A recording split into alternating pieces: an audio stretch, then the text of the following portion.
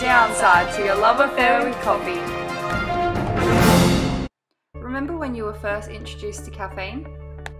Changed your mood from this to this in just 30 minutes.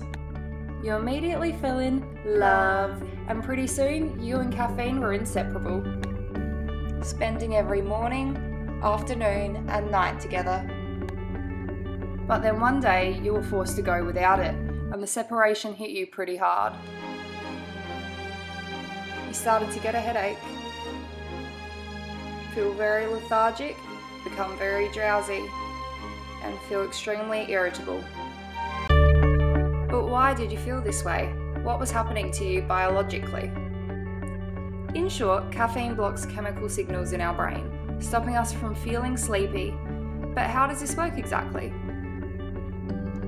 Well, as adenosine is created in our brains, it binds to adenosine receptors.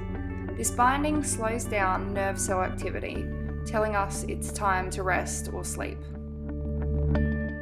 To an adenosine receptor, caffeine looks a lot like adenosine, so therefore caffeine is able to bind to the adenosine receptor without any difficulty.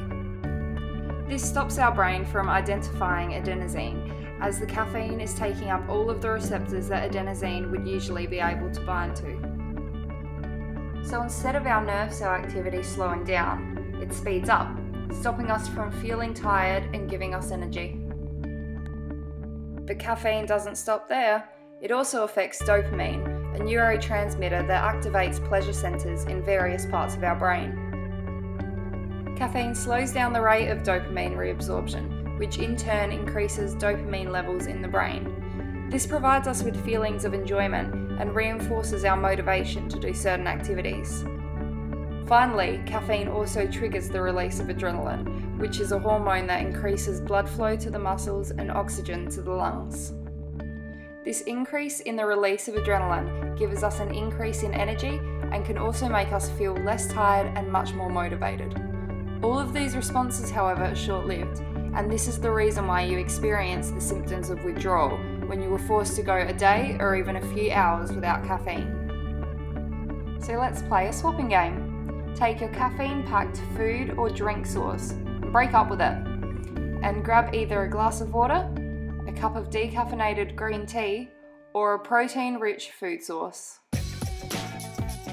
These healthy alternatives leave you with a boosted mood, a longer concentration span, and higher energy levels, all of which are short-lived effects that caffeine can provide you, but this time long-lived instead.